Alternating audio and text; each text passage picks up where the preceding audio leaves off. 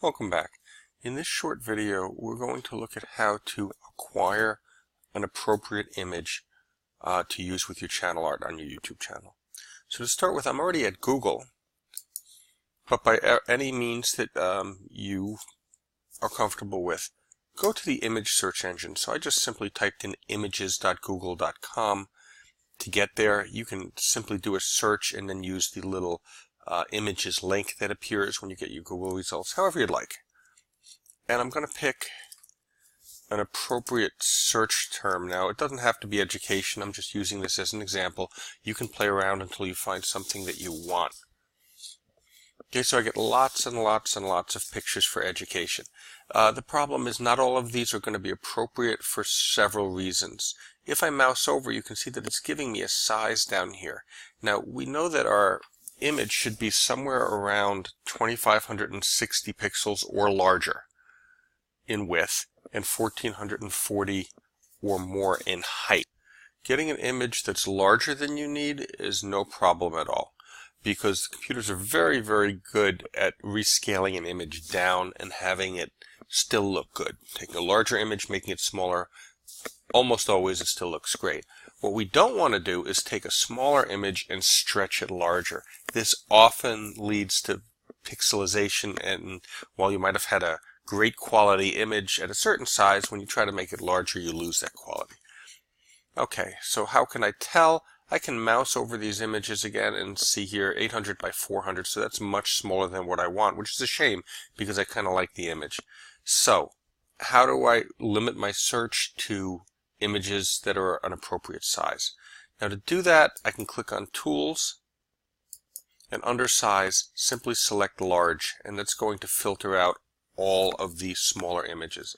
Now, large is a relative term. You can see this one's over 4200 pixels wide by over 2300 tall, so that's larger than I need. I would have to resize that. This one is 12 by 675, so still not as large as I'd like. Another search option under here, instead of picking large, you could say larger than. So you could say larger than this size, or larger than 1600 by 1200, or larger than 4 megapixels here. Or you could actually say exactly. I mean, you could say how many ready-made pictures are there for channel art. So I could put in the exact numbers, and not surprisingly, really, there are a number of these.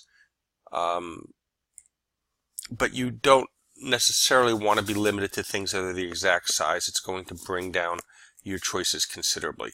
So what I'm going to do instead is I'm going to be comfortable with large, knowing that I'm going to have to check the pictures to see if they're close to the size that I need, or whether I'm going to have to choose another picture. The other thing to remember, and we talked about it in the previous video, that it's really this core centerpiece, like right here, kind of a narrow band, and not the full width of the picture, that's going to be most important in your channel art. So while this entire image might display, let's say that this is big enough, might display well on a television, on a smartphone, on a computer, it's really only the center band. So I want to think about that as I'm picking an image. Also remember, if your image is way oversized like this one is, you can slide it up or down, and that piece doesn't have to necessarily be in the center. It could be lower or higher if the height is large enough. So this height is almost twice the size. Instead of 1440 pixels, I guess that would be 29, so it's not really twice the height, but it's you know, at least 50 or 60% larger than you need, so that would give you some latitude in selecting a picture. And remember, as you're taking these slices out of things, you can get some interesting effects. So I've searched for education. Now, another thing I'm going to think about here is usage rights. Just because a picture exists on the internet doesn't mean it's there for me to use. As an educator, you have certain latitude in using pictures for educational purposes. It is actually more latitude. It's more generous conditions than somebody who's not using it for one of couple of specific purposes. But that doesn't give you carte blanche. Okay, one of the restrictions is that it has to be something you're actually using for education, and putting this on the top of your YouTube channel is a debatable point. I mean, it might be, nice, and the channel itself is educational, but is the image itself being used for education? So to be safe and go around this, you can use the usage rights and filter for reuse. Admittedly, this is going to bring down your choices considerably. By the time I've limited it for large and labeled for reuse, the number of images I have to use are considerably smaller. Now, I like this one, and this one's wider than I need, and it is taller than I need. So let me take a look at that. I'm going to say save the image as, I'm in download, so why don't I just call this Channel Art 01. Let me get a couple so that I can play around with them. This one's a little small. This one could be great, actually, labeled for reuse. So let's call this Channel Art 02. Now notice I don't see Channel Art 01 in my downloads, and the reason for that is that this particular file is a JPEG. The other file was, I didn't even notice, but might have been a different file type, like a PNG or a GIF or something like that. They're all fine to use. PNG, GIF, JPEG, all good to use.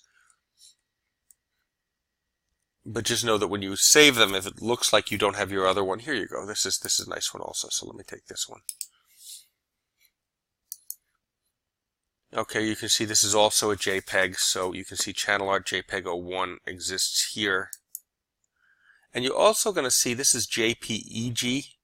The other one was JPG, both. Let me just call this 03 before I forget. Both acceptable, but just know that when you're saving subsequent pictures, you may not see the earlier ones. When you do go to choose them to upload to the image processing program, they'll all be available for you. Okay, so those look like some good choices to start with. There's a lot I could play with, but let's just go to the next video where we're going to look at some very simple image editing techniques that will get you a picture of the appropriate size that looks pretty good.